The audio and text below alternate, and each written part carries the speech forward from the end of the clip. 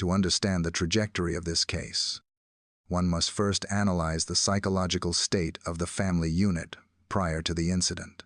In May 2007, the McCann family arrived in Praia da Luz, a location that is frequently described not merely as a holiday destination, but as a sanctuary. The parents, both medical professionals, viewed their life at that moment as having achieved a state of completion. In later interviews, the mother described their situation before the event as having achieved a perfect nuclear family dynamic.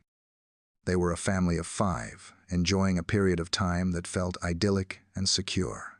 This perception of security is a critical element in understanding the events that followed. The resort was not a bustling, chaotic city center. It was a family-oriented complex that projected an atmosphere of absolute safety. The father noted that the environment was incredibly quiet and incredibly safe, a place where the threat of external danger seemed non-existent. This was a location where families intermingled, and the boundaries between public and private spaces felt relaxed. The parents have stated on record that if they had harbored even a single thought that the environment was unsafe, they would never have adhered to the routine they established. From an investigative perspective, it is vital to examine how the physical layout of the resort contributed to a false sense of security.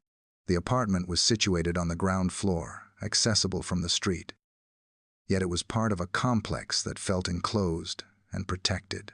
The parents compared the distance between their apartment and the dining area to eating in one's own garden while the family members slept upstairs. This analogy is significant. It suggests that in their minds, the separation between the adults and the sleeping subject was negligible, a domestic extension rather than a separation across a public space. However, retrospectively, the father acknowledged that this was not a secure property in the traditional sense. It was a holiday rental where individuals could essentially walk in off the street. The juxtaposition between the parents' internal feeling of safety, described as a relaxed family holiday, and the external reality of a ground-floor apartment with public access is the first point of failure in this timeline. Analysts looking at the case often point to this illusion of safety as the primary factor that lowered the family's guard. The parents were not negligent in their own view.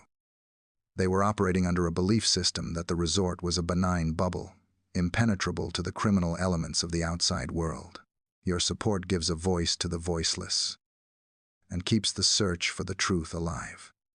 Please like and subscribe so we can continue to uncover the stories that have been silenced for too long. Stay with us, because as we peel back the layers of this investigation, you won't believe how deep the illusion of safety truly goes. The narrative of this case is often framed around the concept of stolen time. The mother has articulated that the years following the disappearance feel like time that was thefted from their lives. The tragedy is not just the event of the disappearance itself, but the cessation of the family narrative that was supposed to unfold. The mother reflected that they should have remained a family of 5 for all the subsequent years. This concept of stolen time extends to the memories of that specific holiday. The mother recalls the final moments of normalcy with vivid clarity. She describes a specific afternoon by the pool, shortly before the incident, where the daughter was paddling in the water. The mother turned to see the individual beaming, a moment of pure contentment that stands in stark contrast to the darkness that would follow hours later. This image serves as the final marker of the old life, before the timeline fractured.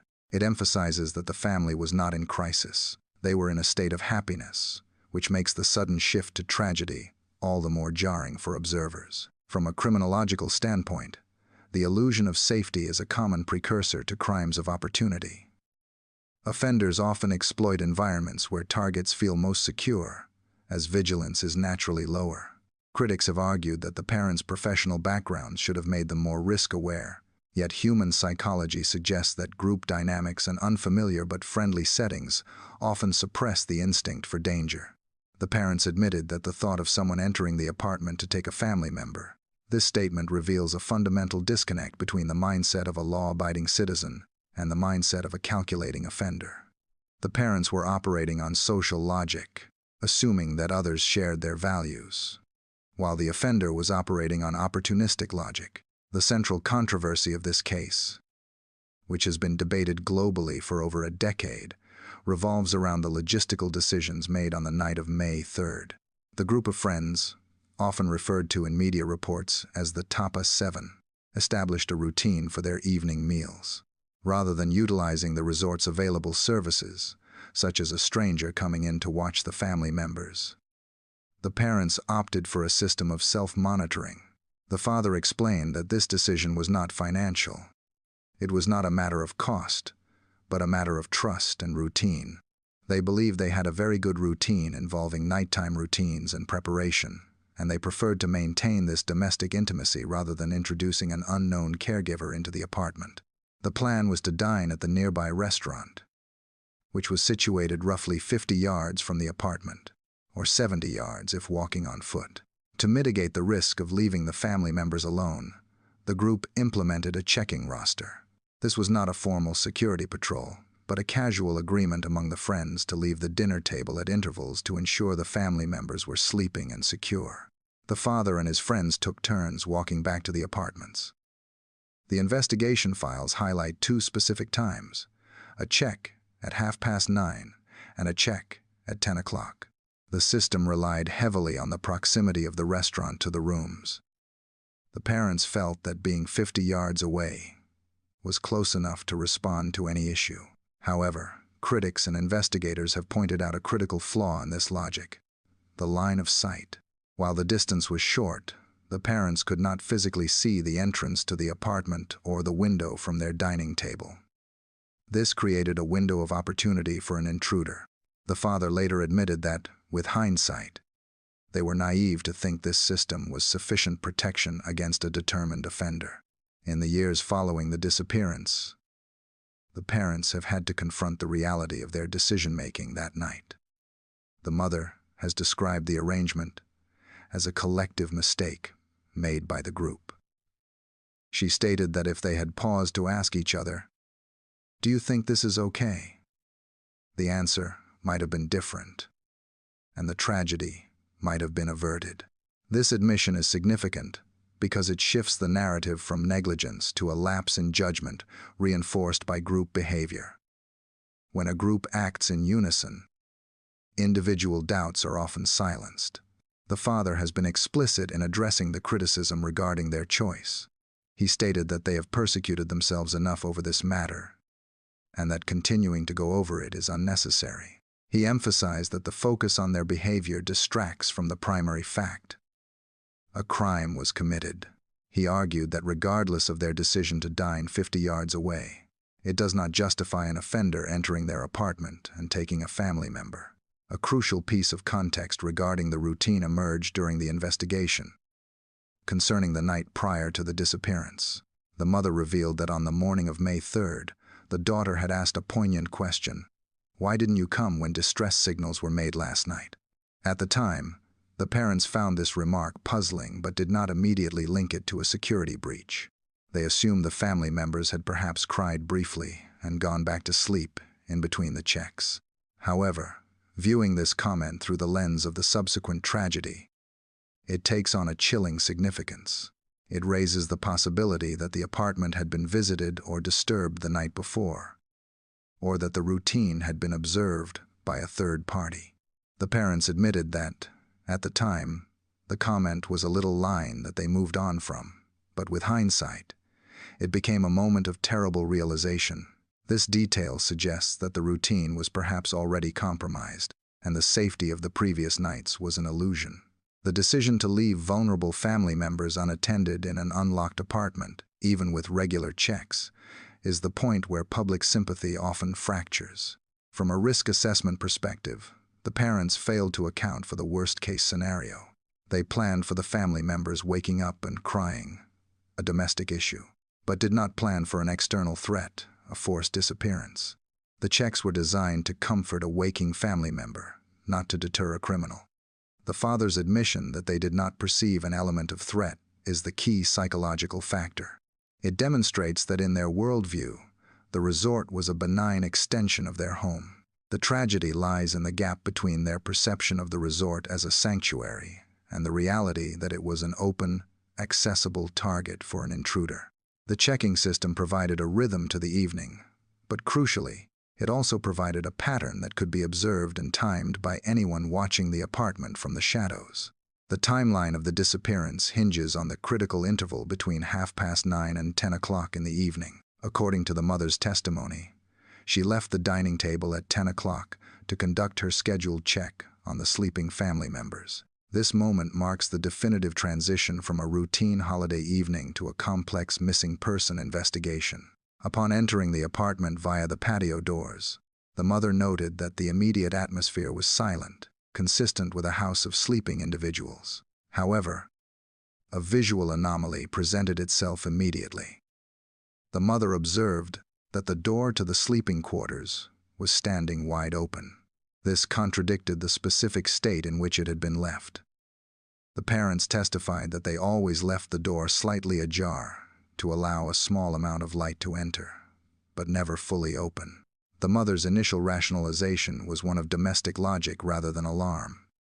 She hypothesized that the friend who had checked at 9:30 might have inadvertently left the door in that position.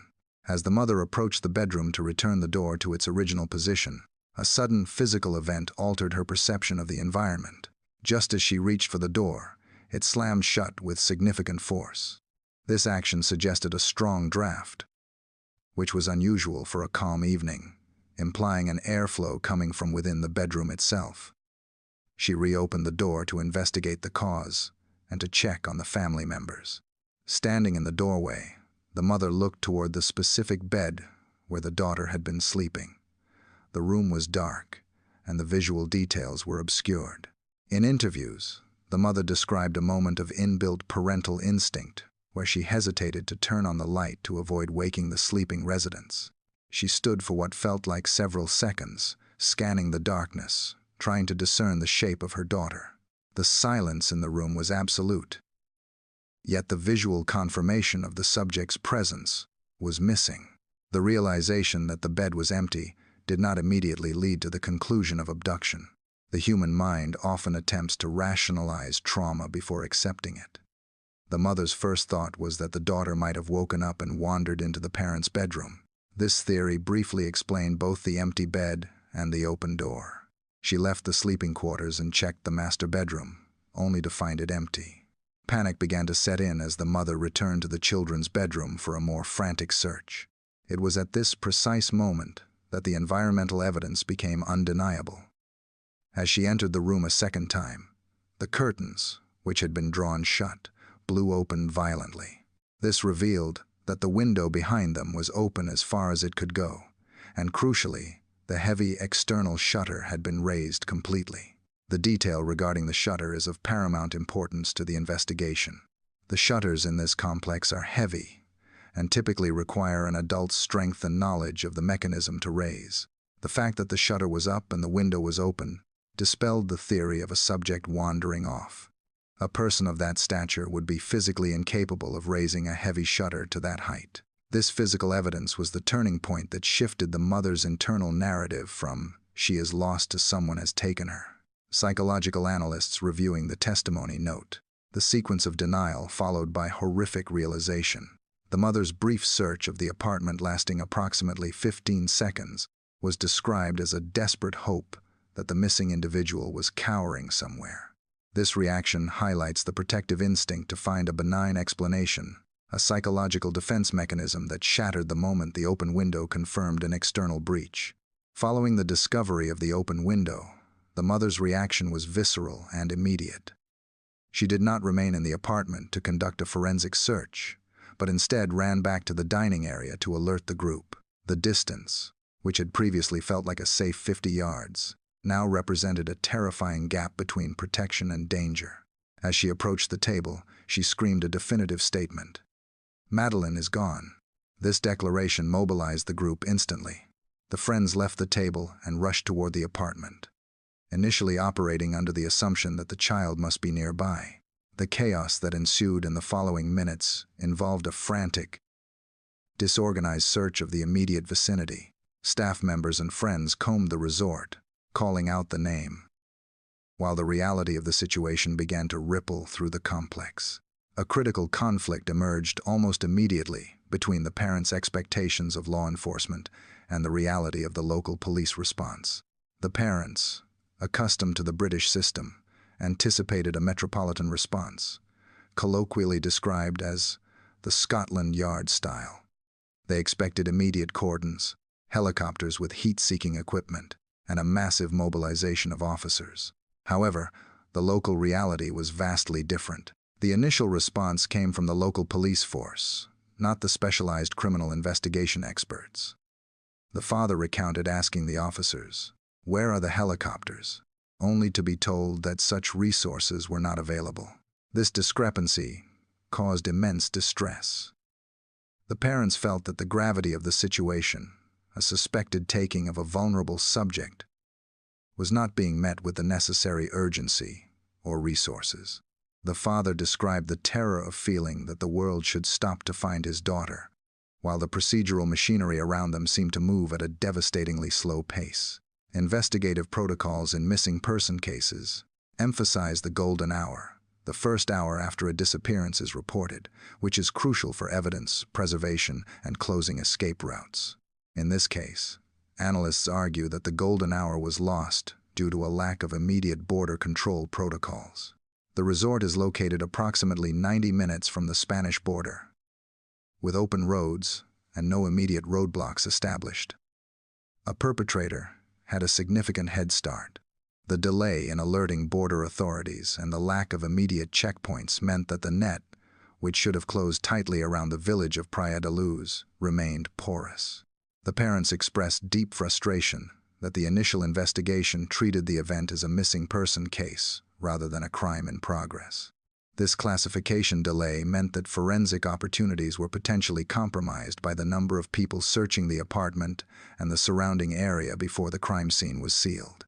The friction between the family and the initial police response set the tone for the adversarial relationship that would develop later. From an investigative standpoint, the lack of immediate specialized support is a significant failure point.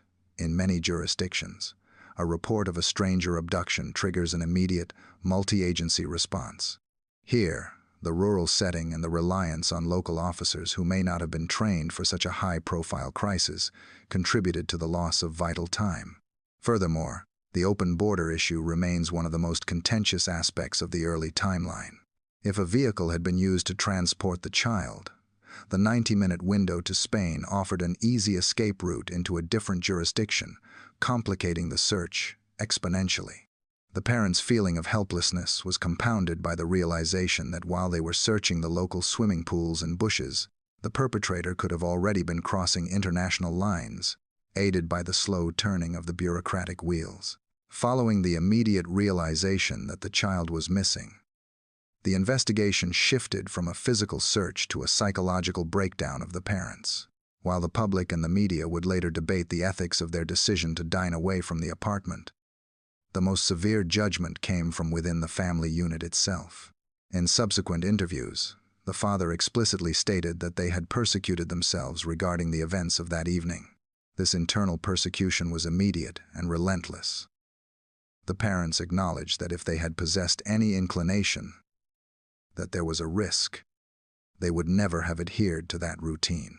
The narrative of what if became a dominant theme in the early stages of the crisis.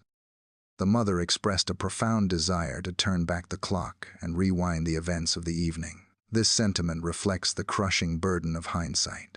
The parents admitted that they made a mistake, a collective mistake shared by the group of friends, but emphasized that this error in judgment was born from a false sense of security rather than negligence. They believed the resort was as safe as their own home, a perception that proved to be devastatingly incorrect. A critical analytical point in this case is the tension between parental responsibility and criminal culpability.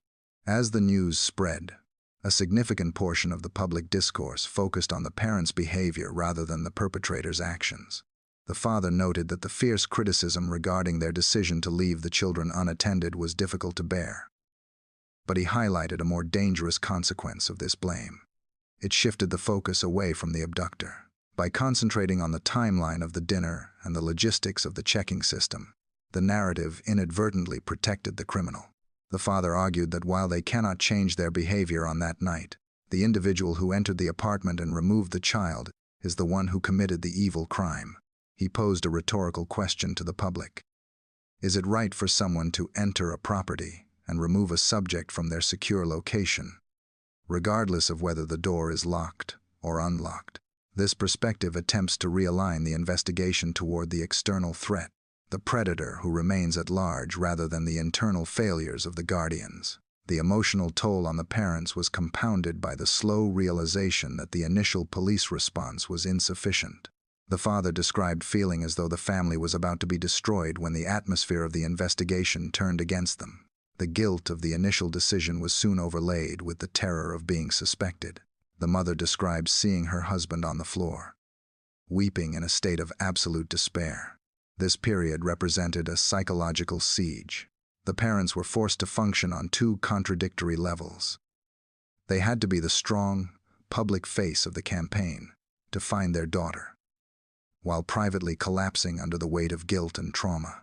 The mother noted that in the early days, she felt numb, a biological defense mechanism against pain that was so severe it could not be processed continuously. She was advised by counselors that it is physically impossible to cry for 24 hours a day, a fact that the public, judging their composed appearances on television, failed to understand. From a behavioral science perspective, the parents' reaction aligns with the concept of survival mode. The intense self-blame, "we persecuted ourselves," often serves as a way to reclaim agency. If the parents believe their mistake caused the event, they subconsciously believe they might have the power to fix it. However, the reality of a stranger abduction strips them of that power. The public's fixation on the dinner decision is often analyzed by sociologists as a defensive reaction. By blaming the parents, the public reassures themselves that such a tragedy could not happen to them because they would not make that specific mistake. This phenomenon, known as the just world hypothesis, allowed observers to distance themselves from the horror of the crime, leaving the parents isolated in their guilt. The father's assertion that the focus away from the abductor was the true tragedy remains one of the most significant procedural critiques of the early investigation. In the absence of significant breakthroughs by local law enforcement, the parents and their advisors made a strategic decision that would alter the course of the case forever. They chose to launch an unprecedented awareness campaign. The rationale was simple, yet desperate. They believed that if the public stopped talking about the child, the search would end. The father stated that without their private investigators and the fund they established, there would be absolutely no one looking for the child after the official files were closed. This strategy involved marketing the search on a global scale. The child's image was projected at major sporting events, printed on millions of posters, and worn on yellow wristbands by celebrities and politicians. The father acknowledged that they utilized the media to influence the campaign, recognizing that in the modern era, information technology and the speed of response are critical tools. This was not merely a missing person appeal. It was a brand of awareness designed to make the child's face the most recognizable in the world. However, this high-visibility strategy proved to be a double-edged sword. While it generated millions of pounds in donations and kept the case open, it also invited an unprecedented level of scrutiny and hostility. The mother described social media as having huge pros but huge cons. The digital age allowed for the rapid spread of information, but it also facilitated the spread of fake news and cruel, distressing, horribly tasteless commentary. The parents found themselves the target of online abuse, with individuals writing venomous comments from behind the safety of their screens. The mother expressed shock at this aspect of human nature, questioning why strangers would wish to add to a family's suffering. She described this behavior as scary and an eye-opener, noting that people wrote things online that they would likely never say in person. The anonymity of the internet created a breeding ground for conspiracy theories, some of which accused the family of profiting from their own tragedy or being involved in the disappearance, allegations the parents vehemently denied and fought through the courts.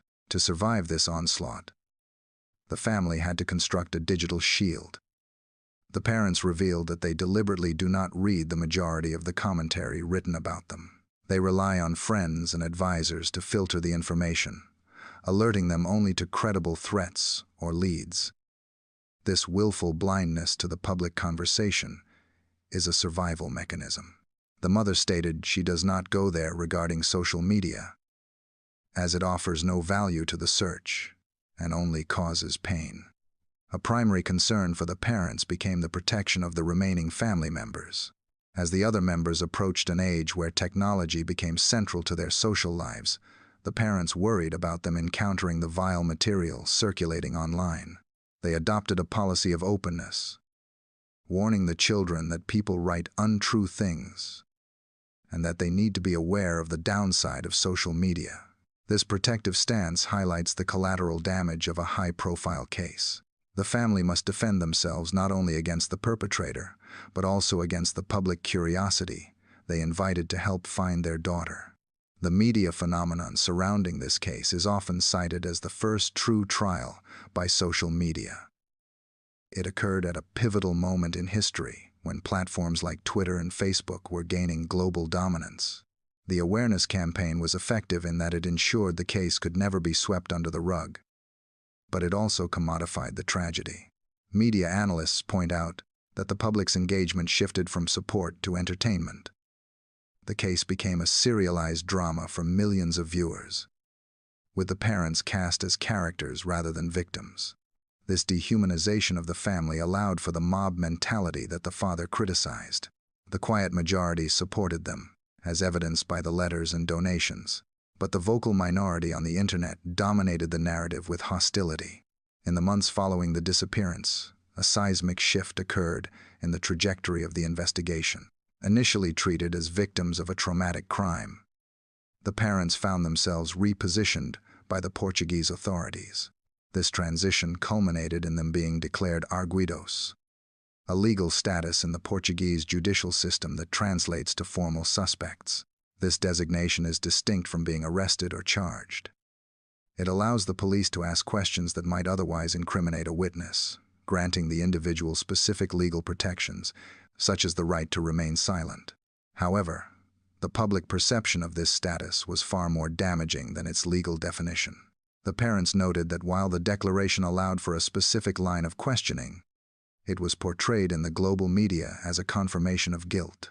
The narrative constructed by law enforcement and subsequently leaked to the press suggested a radical departure from the intruder theory. The working hypothesis of the local police shifted to the idea that the accident had occurred within the apartment, and the parents, in a state of panic, had concealed the tragedy. Central to this new theory was forensic evidence, specifically regarding DNA, allegedly found in a vehicle hired by the family. The police leaks suggested a direct match between the missing child and biological traces found in the car's boot.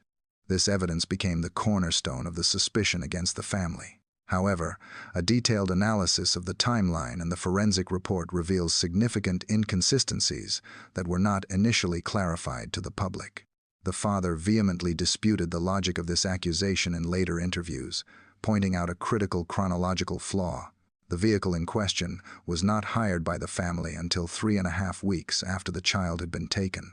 The suggestion that a vehicle obtained nearly a month post-incident was used to transport a lifeless form immediately after the event presents a logistical impossibility. Furthermore, the forensic results were far less definitive than the headlines suggested. The sample was described as a mixed sample containing genetic material from at least 5 people. Since the family shared the same genetic lineage, the presence of matching markers was scientifically expected and did not constitute proof of a crime. The investigative pivot to a cover-up theory fundamentally altered the relationship between the family and the authorities. The parents described a palpable change in the atmosphere, where the trust required for a collaborative search evaporated. The police strategy appeared to focus on closing the case by attributing blame to the guardians, rather than pursuing an external predator. The parents expressed that this period was defined by a sense of impending destruction. The realization that the very institution tasked with finding their daughter was now building a case against them was described by the father as a moment where he felt they were about to be destroyed. The media, fed by continuous leaks from local sources, began to publish defamatory claims, suggesting that the parents were acting and that their grief was a performance designed to mask a dark secret. From a criminological perspective, the shift to suspect the parents is a common phenomenon in cases involving young individuals. Statistics often lead investigators to look within the immediate family circle first. However, legal analysts argue that in this specific case, the tunnel vision of the investigators led to a confirmation bias. By fixating on the parents, resources were diverted away from following leads on potential intruders or tracking the movements of known offenders in the region. The parents argued that the arguido status was a procedural necessity for the police to ask specific questions. But the public relations fallout was catastrophic. It allowed the narrative of suspicion to take root, which distracted the global audience from the search for a living child. The trial by media that ensued during this phase highlights the danger of leaking inconclusive forensic data to a press hungry for sensational developments. The father's defense that no evidence existed to prove the child had ceased to exist was drowned out by the noise of speculation. The tension between the family and the investigators reached its zenith during a series of intense interrogations. The mother described this experience as terrifying, a process that felt designed to break their resolve rather than uncover the truth. It was during these sessions that the authorities presented a proposition that would haunt the family for years. According to the parents' testimony, the police offered a plea bargain. The proposal was stark. If the mother confessed to an accidental tragedy within the apartment and admitted to concealing the event, the authorities would guarantee a lenient sentence, specifically mentioned as around 2 years in prison. This offer was presented as a way out for the family, a method to bring the media circus and the legal pressure to an immediate end. This proposition placed the parents in an impossible ethical and emotional dilemma. To accept the deal would mean admitting to a falsehood that they had harmed their own family member and hidden the evidence. More critically, it would mean officially declaring that the child was no longer alive. The parents recognized the strategic implication of such a confession. If they admitted guilt, the search for the missing child would stop immediately. The father described the situation as a game of chess, played with the highest possible stakes. The authorities seemed convinced that a confession was imminent, operating under the belief that the parents were breaking under the strain. However, the parents maintained a unified front, refusing to lie to secure their own freedom. The mother's refusal to confess was rooted in the conviction that her daughter was still missing, not lost to a fatal accident. She recognized that accepting the deal would be an act of abandonment, effectively sentencing her daughter to remain unfound forever if she was indeed still alive and being held by a captor. The interrogation techniques used during this phase have been subject to intense scrutiny. The police claim to know what happened, urging the parents to simply validate a narrative the investigators had already constructed. The mother recounted pleading with the officers, asking if they had physical evidence that her daughter was no longer living. The response she received was vague, with officers insisting that the evidence was coming. This tactic, claiming possession of damning evidence that does not actually exist, is a known interrogation method designed to induce a confession. However, in this instance, it backfired. Instead of breaking the parents, it solidified their belief that the police were bluffing and had no concrete leads. The father noted that the pressure to confess was immense, but the absence of a body and the absence of definitive forensic proof gave them the strength to resist. The plea deal offer is perhaps the most revealing aspect of the investigation's failure. It suggests that the authorities were more interested in a procedural resolution than in establishing the factual truth. By offering a light sentence for a confession, the system signaled that it was willing to compromise justice for the sake of closing the file. Legal experts reviewing the case note that this offer indicates the weakness of the police's evidence. If the authorities had possessed irrefutable proof of homicide or concealment, there would have been no need to bargain. They would have simply charged the parents. The offer of a deal was a tacit admission that the case against the parents was circumstantial and would likely fail in a court of law. For the parents, this moment defined their resilience. Refusing the deal was a gamble with their liberty, but it was the only option that kept the search for their daughter alive. The father's statement that a confession would have been the end of it underscores the terrifying reality that the search for a missing child is entirely dependent on the official status of the investigation. Once a death is legally established, resources are withdrawn and the file is archived. By resisting the pressure, the parents ensured that the case remained open, even if it meant remaining suspects in the eyes of the law for nearly a year. In the immediate aftermath of the disappearance, the parents were thrust into the glare of the global media. While they were navigating a private trauma, they were simultaneously receiving instructions on how to behave to maximize the chances of their daughter's safe return. A critical, yet often misunderstood, aspect of this period was the specific behavioral advice provided by experts and law enforcement. The parents were explicitly advised to withhold visible emotion during public appeals. The rationale behind this strategy was psychological. Experts warned the parents that the offender might be watching the broadcast. If the parents appeared hysterical or emotionally broken, it could potentially provide the perpetrator with a sense of power or satisfaction, described in interviews as a kick. Consequently, the mother was instructed to present a stoic, controlled front. This was not a reflection of her internal state, but a calculated protective measure designed to deny the abductor any emotional gratification. However, this strategy backfired significantly in the court of public opinion. Without the context of the expert advice, the audience viewed the parents' composure through a lens of suspicion. Observers and media commentators frequently described the couple, particularly the father, as remarkably calm or cold. The expectation for grieving parents, especially in a case involving a young child, is often one of visible, uncontrollable hysteria. When the parents failed to perform this expected grief, questions began to circulate regarding their authenticity. The father later addressed this criticism, noting that his calmness on camera played to his disadvantage. He stated that if he had been hysterical, critics would have questioned his stability, yet his composure led them to question his innocence. This no-win situation highlights a phenomenon known as trial by body language, where the public assigns guilt based on subjective interpretations of facial expressions rather than evidence. The mother also faced scrutiny for being able to function, with critics questioning how she could laugh or smile in the years that followed. She described this judgment as a harsh aspect of human nature, noting that people are quick to judge from a position of ignorance. Contrary to the cold image projected on television screens, the reality behind closed doors was vastly different.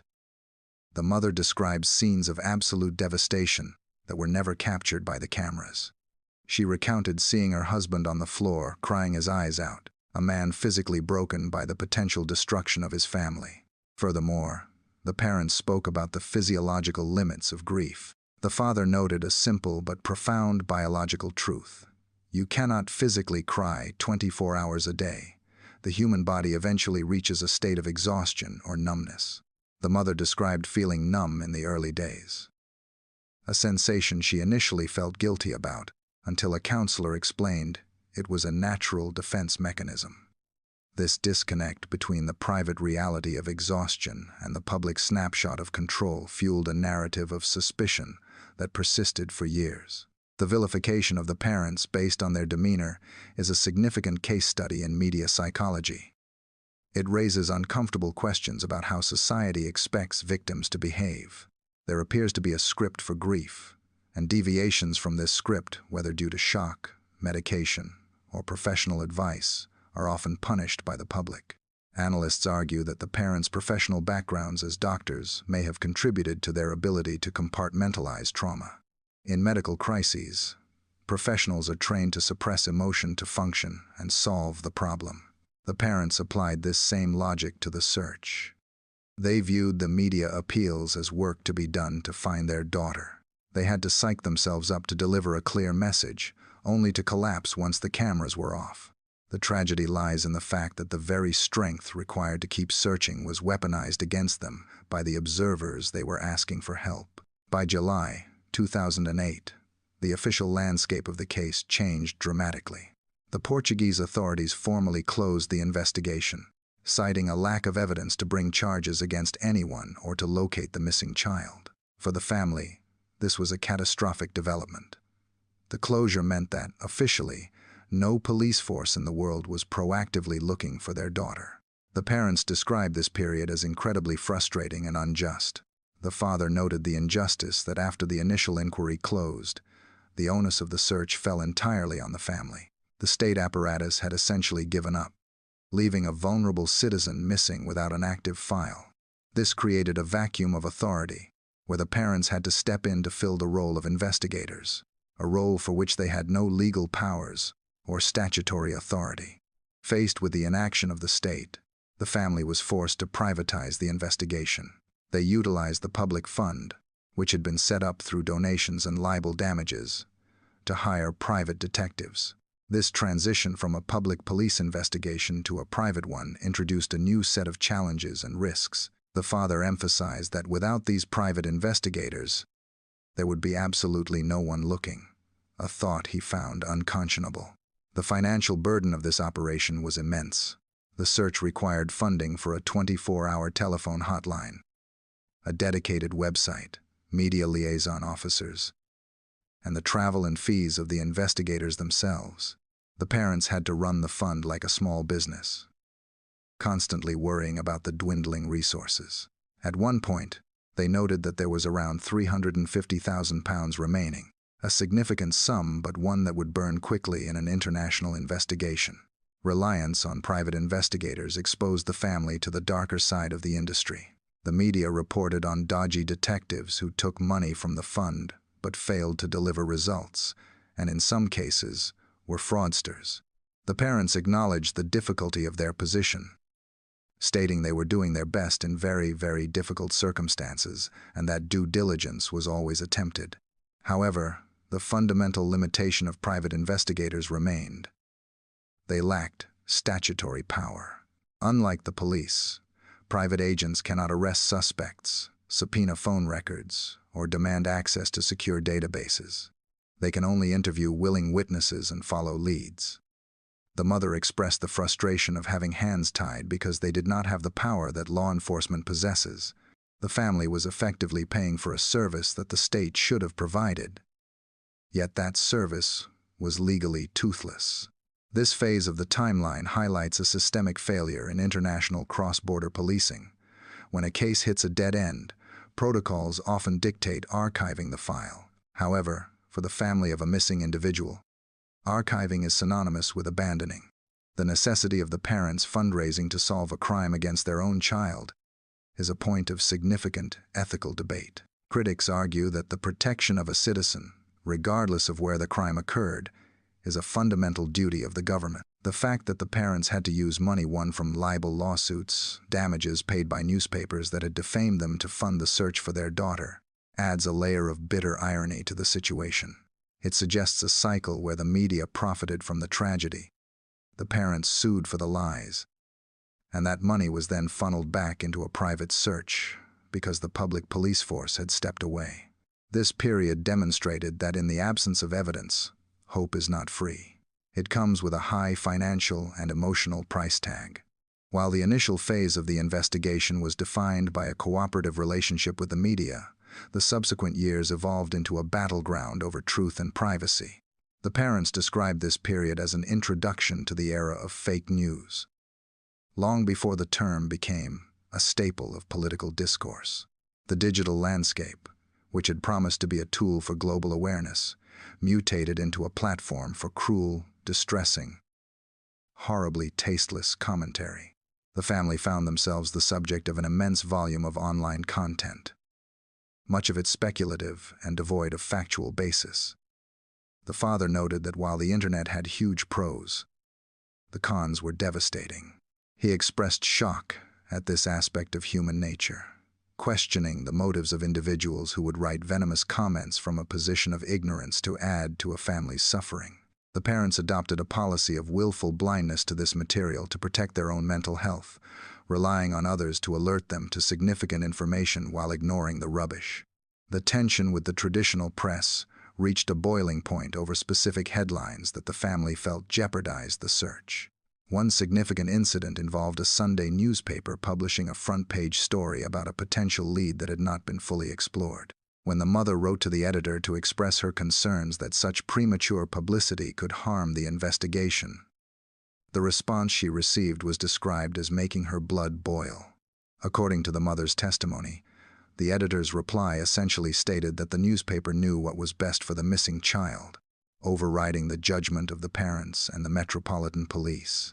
This arrogance highlighted a fundamental disconnect between the commercial interests of the press and the safety of a vulnerable missing person.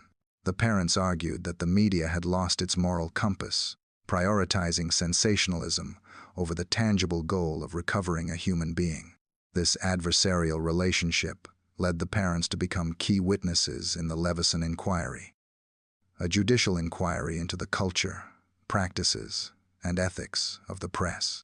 The father stated on record that he believed the press had lost its entitlement to self-regulation over many years of misconduct. The family advocated for statutory regulation, viewing the proposed compromises such as a royal charter as insufficient measures that would leave the public unprotected.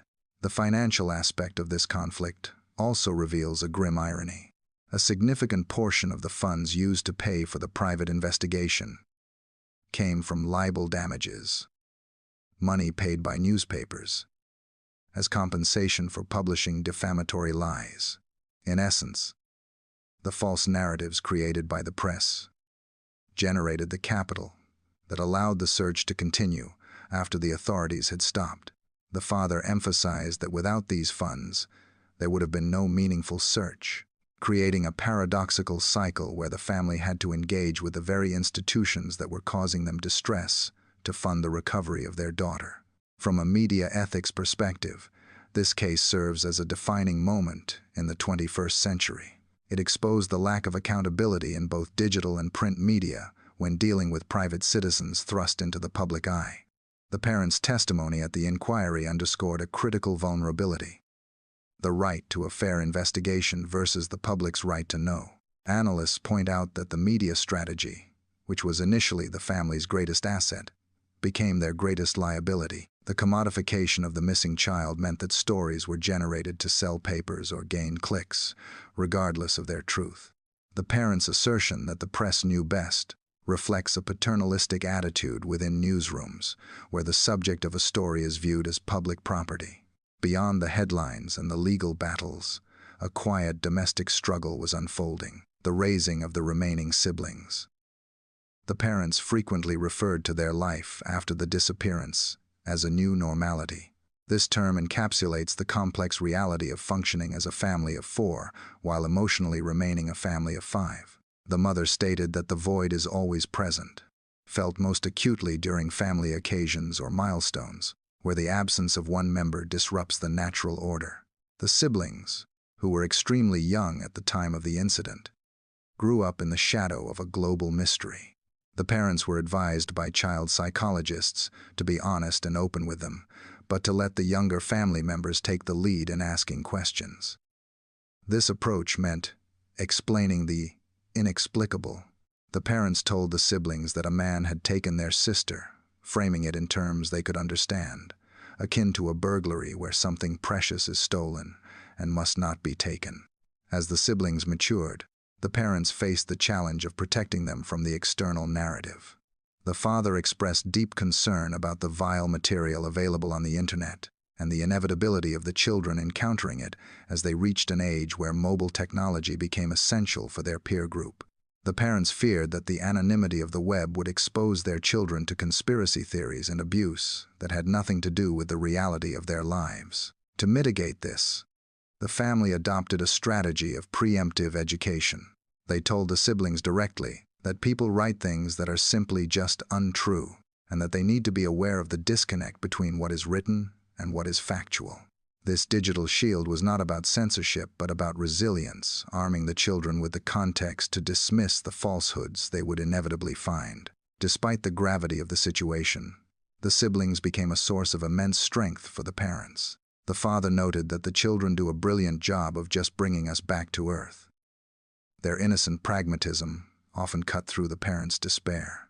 The mother recounted moments where she felt exhausted and wished the ordeal would end, only for the children to say simply, "When name comes home, reaffirming the possibility of a reunion. The siblings did not just live in the shadow of the tragedy. They became active participants in the hope for a resolution. They would point out posters and wristbands, acknowledging the strangers who were helping to look for their sister. The parents emphasized that they owed it to the twins to ensure their lives were as fulfilling as they deserve, refusing to let the tragedy claim 3 lives instead of 1. The psychological impact on the left-behind siblings is a critical, often overlooked dimension of long-term missing person cases. These children inherit a trauma they likely cannot fully remember, but which defines their family structure. The concept of ambiguous loss applies heavily here. The siblings are grieving a person who is physically absent, but psychologically present. The parents' decision to maintain a happy family of 4 appearance was a deliberate protective strategy. Critics who judged the parents for smiling or going on trips failed to recognize this duty of care toward the remaining children. The siblings served as an anchor, preventing the parents from being entirely consumed by the search. This dynamic highlights the resilience of the family unit, demonstrating that life must continue school runs, swimming lessons, and laughter even while a catastrophic question mark hangs over their history.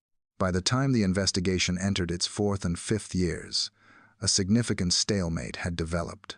The parents publicly stated that the authorities had not been doing anything proactive in the search for well over 2 years. This inactivity led to a feeling of abandonment, with the father noting that the family felt they were on their own and that the authorities had essentially given up. Faced with this bureaucratic inertia, the family launched a petition calling on the government to undertake a complete review of the case.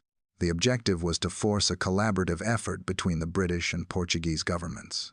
The parents argued that as the missing individual was a British subject, the government had a responsibility to ensure the best investigation possible. This political pressure culminated in the establishment of Operation Grange, a specialized review and investigation launched by Scotland Yard, the Metropolitan Police. The involvement of the Metropolitan Police brought a huge amount of resources and expertise that had previously been absent. The most critical development from this review was a definitive shift in the official narrative regarding the missing individual's status. After sifting through the evidence, the Assistant Commissioner of the Metropolitan Police publicly stated that there was no evidence that the missing child had ceased to exist. This statement was a watershed moment. For years, the parents had fought against the implication and portrayal in the media that there was evidence incriminating them or suggesting a fatal outcome. The police review confirmed that the case was still an active investigation into a missing person who could still be found alive. The father described this conclusion as absolutely huge, noting that it lifted a massive burden from the family and confirmed what they had maintained all along. The search must continue, because there is no proof of a tragic end. A primary failure identified by the parents and the review team was the lack of a centralized intelligence database.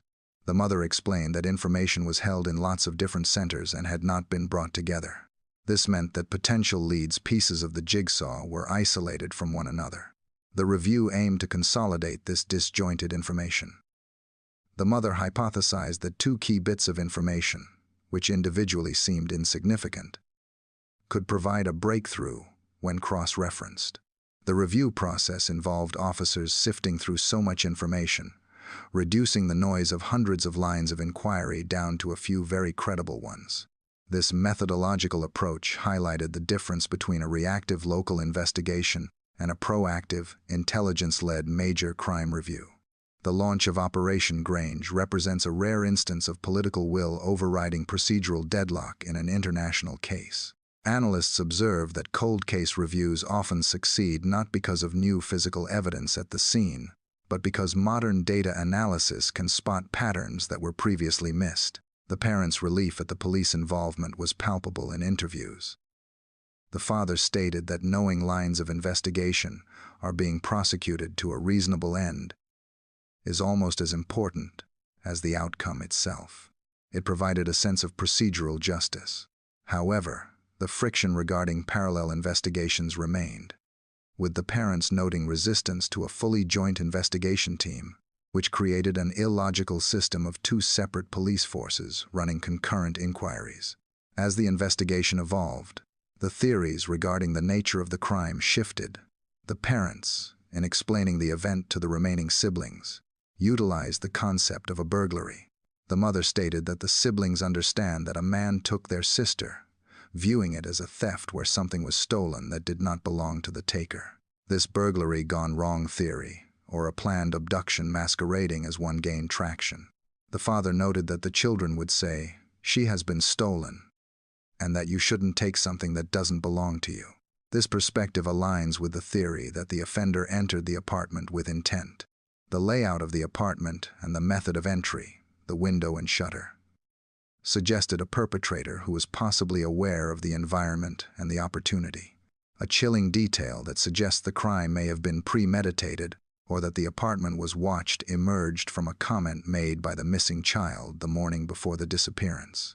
The parents revealed that the daughter had asked, "Why didn't you come when distress signals were made last night?" At the time, the parents dismissed this as a mundane domestic occurrence, assuming the children had woken up briefly and fallen back asleep between checks. However, in the context of the subsequent disappearance, this comment took on a sinister weight. It raised the terrifying possibility that an intruder had attempted to enter or had disturbed the children on the previous night. The parents admitted that hindsight is a wonderful thing, and had the abduction not occurred, the comment would never have crossed their minds again. The investigation also focused on the visibility of the family's routine. The father acknowledged that it was well known they were dining at the specific restaurant situated 50 yards away. The regularity of their schedule, swimming, tennis, and the evening meal may have allowed an observer to predict their movements with high accuracy. The parents realized that their very good routine regarding bath and bedtimes, intended to provide stability for the children, inadvertently provided a timetable for a watcher. The mother's recollection of the open door and the gust of wind slamming it shut supports the theory of a hasty exit by an intruder who knew exactly when the checks were likely to occur. The crying incident is cited by behavioral analysts as a potential dry run or a testing of the waters by the offender. Calculated criminals often observe their targets to assess vulnerabilities and response times. The fact that the children cried and no one came immediately the night before may have signaled to an observer that the apartment was a low-risk target during those specific hours. The parents' admission that they did not perceive an element of threat stands in stark contrast to the possibility that they were being actively surveilled. The realization that the burglary of a human being might have been planned days in advance adds a layer of calculation to the crime that moves it beyond a mere crime of opportunity. The stolen narrative used for the siblings reflects the family's attempt to process a crime that defies the logic of normal social interaction. As the investigation crossed the decade mark, the narrative shifted from the frantic urgency of the initial search to a profound reflection on the passage of time. In interviews marking the 10th anniversary, the mother introduced a poignant concept: stolen time. She articulated that the years which have passed represent a period that the family should have spent as a unit of 5, but which was taken from them. This sentiment goes beyond simple grief. It describes a life that was interrupted and a future that was thefted. The mother noted that in some ways, the event feels as though it occurred only a few weeks ago, while in other moments, it feels like an incredibly long duration. This distortion of time is a common psychological response to unresolved trauma. The anniversary itself serves as a hard marker of time, a reminder of the duration of the absence. The father added that while they have had to adapt to a new normality to function, they remain acutely aware that time is not frozen. The missing family member has continued to grow in their absence, a fact that the parents must intellectually reconcile with the memory of the young individual they last saw. Despite the passage of years, the family has maintained specific rituals to keep the missing daughter present in their daily lives. One of the most heartbreaking revelations is that the mother continues to buy birthday and Christmas presents for her missing daughter every single year. This act requires a painful mental calculation. She has to consider what the missing individual would like at her current stage of life, rather than buying items for the young age at which she was taken. The mother described this process as essential, stating that she could not do it, as the missing individual is still her daughter. These gifts represent a physical manifestation of hope items purchased for a future reunion. The family ensures that the missing member is mentioned every day and that photographs remain displayed throughout the house. However, the mother admitted that family occasions, birthdays, and achievements are when the absence is felt most incorrectly, describing the void where the daughter should be. A critical component of the family's enduring resolve is the theory that the missing daughter could still be alive. The father cited information from the National Center for Missing and Exploited Individuals, which suggests that the younger a person is at the time of the vanishing, the more likely they have been taken to be kept rather than harmed. This statistical possibility provides a logical basis for their hope. The father drew parallels to other long-term cases, such as that of Ben Needham, noting that these precedents force the family to factor in the possibility that their daughter is living elsewhere, potentially unaware of her true identity. The parents have emphasized that there is no evidence to suggest a fatal outcome. The father argued that no parent is going to give up on their loved one unless they know for certain that the child has passed away. This state of ambiguous loss, grieving someone who may still be alive, is described as a unique form of torture. The mother explained that the hope of finding her is no less than it was in the early days because nothing has fundamentally changed regarding the evidence. She is simply missing. The investigation remains open because the fundamental question, where is she, remains unanswered. The parents have expressed that their ultimate goal is to find the missing daughter or, at the very least, to find the person responsible for taking her. They acknowledge that the scenario of how she might be found is difficult to visualize, as previous cases of recovered individuals often involve circumstances that seem unbelievable until they are revealed. The father noted that you cannot apply normal logic to someone who commits a crime of this nature. This unpredictability means that the family must prepare for any outcome. When asked what she would say to her daughter if she could hear her, the mother's message was simple and consistent. We love you. We miss you every day. And we are never going to give up. The case concludes not with a period, but with a question mark. The concept of stolen time highlights the collateral damage of a long-term disappearance. It is not just the victim who loses their life, but the family who loses the timeline they were meant to inhabit. Analysts observe that the parents' refusal to accept a death certificate without a body is an act of defiance against a system that often seeks to tidy up unsolved cases. By keeping the file open, they ensure that the offender remains a hunted individual. The father's reminder that there is a criminal out there who is free serves as a warning to the public. This is not just a historical tragedy, but an act of injustice. The void at the dinner table remains the most powerful evidence in the case, a silent testament to a crime that the world has not been able to solve, and a hope that the parents refuse to extinguish.